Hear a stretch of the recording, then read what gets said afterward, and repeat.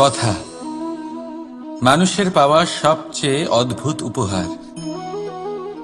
এই কথাই মানুষকে এই সংসারের সমস্ত প্রাণীর থেকে ভিন্ন করে তোলে, সংসারের সবচেয়ে উপরে নিয়ে যায়। এই কথার কারণেই আমরা একে অপরের সাথে ভাব আদান প্রদান করি।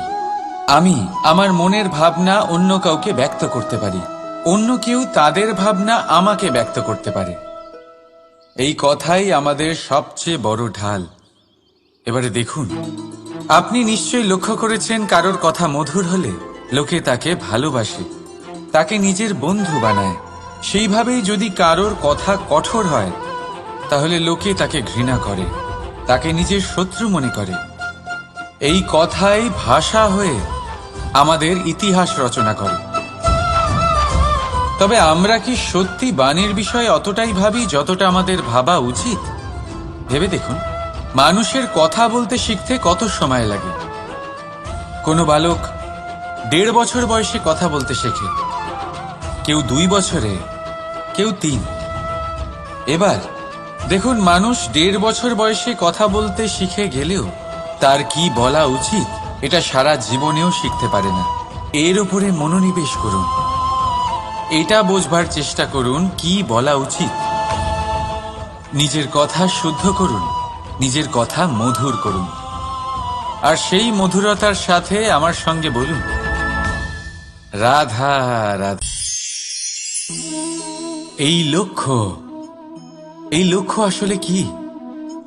এই লক্ষ্য তাই যা আমরা পেতে চাই। এই সংসারে সুখী কে হয়? সুখী সেই যে তার লক্ষ্য পেয়ে গেছে। দুঃখী কে হয়? দুঃখী সেই যে তার লক্ষ্য এখনো পায়নি। এবারে প্রশ্ন এখন এটাই যে লক্ষ্য সবাই পেতে চায়, লক্ষ্য পাওয়ার জন্য সবাই প্রাণপণ চেষ্টাও করে, তাহলে সবাই তাদের লক্ষ্যে পৌঁছতে পারে না কেন? ঠিক আছে, কোথাও না কোথাও কিছু না কিছু কমতি থেকেই যায়, যাই বাধা থাক। আজকে আমি আপনাকে একটা উপায় বলবো এই লক্ষ্য পাওয়ার জন্য। একটা কাগজ নিন, তাতে একটা চিহ্ন বানান, সেটাই হবে আপনার লক্ষ্য। এবারে সেই লক্ষ্যে পৌঁছানোর একটা পথ বানান। এবারে এই যাত্রাকে ভিন্ন ভিন্ন ভাগে বিভাজন করে দিন। এবারে এটা হলো আপনার পরিকল্পনা। এবার এই পরিকল্পনা ক্রমানুসারে আপনি পালন করতে থাকুন, এটাই হবে আপনার চেষ্টা। এবার এইভাবে যদি আপনি চেষ্টা করতে থাকেন, যাই আপনার কল্পনা হোক না কেন, তা বাস্তব অবশ্যই হবে। তাহলে এই কল্পনাকে বাস্তবে রূপান্তরিত করুন। এইভাবেই নিজের পরিকল্পনা পালন করতে থাকুন। আপনার যাই কল্পনা থাকুক বা যাই লক্ষ্য থাকুক, তা বাস্তবে পরিণত হয়ে আপনার হাতে অবশ্যই আসবে। রাধা রাধা। বাবার এক মিত্র ছিলেন, বড়ই দুঃখী ছিলেন, বিপদে পড়েছিলেন। কি করবেন? ব্যবসা ভালোভাবে চলছিল না, বাড়িতে শান্তি ছিল না, সমস্ত জায়গায় ক্ষতি হচ্ছিল। তাই উনি একজন জ্যোতিষীকে দেখালেন। জ্যোতিষী বললেন, আপনার যে বাড়ি আছে সেটা আপনার জন্য অশুভ, আপনার এই বাড়ি পাল্টে ফেলুন।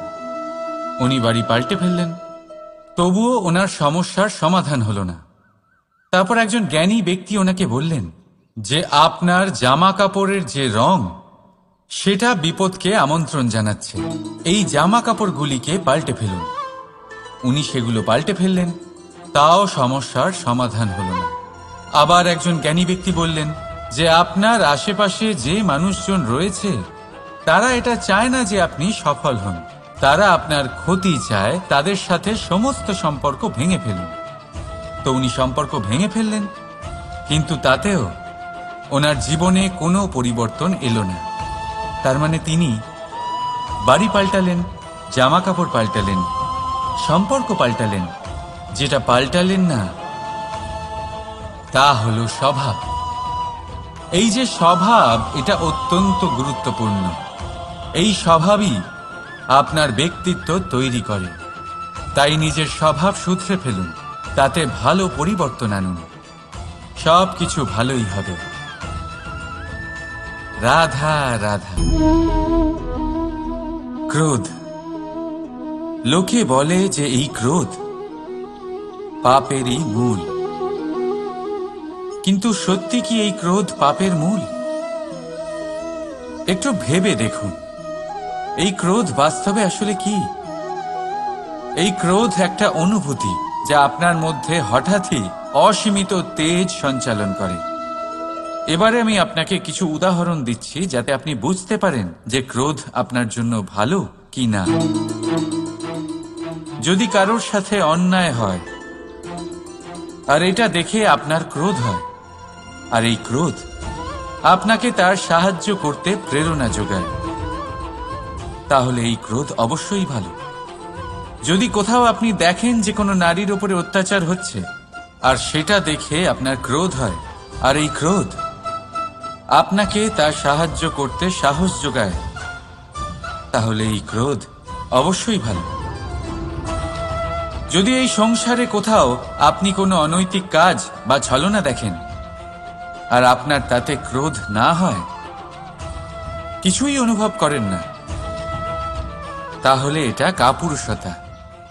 তার মানে এটাই যে আপনি আপনার মনুষ্যত্ব হারিয়ে ফেলেছেন। তাই এটা বোঝার চেষ্টা করুন, আপনার ক্রোধের তেজের ব্যবহারের ওপরে নির্ভরশীল হল এই ক্রোধ আপনার জন্য পাপের সমান, নাকি এই ক্রোধ আপনার জন্য পুণ্যের স্থাপক। রাধা রাধা। মোহ। শাস্ত্রে লেখা আছে যে মোহ শুধু সেই ব্যক্তিকেই নয়, বরং সেই আরেক ব্যক্তিকেও বিনাশ করে দেয় যার ওপরে সেই মোহ আছে। এবারে লোকে কি করেন, এই শাস্ত্রে লেখা কথাগুলি শুধু শাব্দিক অর্থে নেন। এই মোহ, দেখুন, এটা শুভও হতে পারে, শুধু এর রূপ ভিন্ন ভিন্ন হয়। এটা ভালো করে বুঝতে হবে। এবারে মোহ যদি কোনো বস্তুর উপরে থাকে তাহলে তা লালসা হয়ে যায়।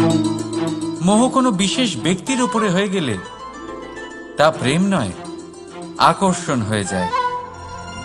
মোহ কোনো চাহিদার উপরে হয়ে গেলে তা বাসনা হয়ে যায়। মোহ বিজয়ের উপরে হয়ে গেলে তা কুণ্ঠা হয়ে যায়। মোহ নিজের সংস্কৃতির উপরে হলে আপনাকে সংস্কৃতির রক্ষক বানায়।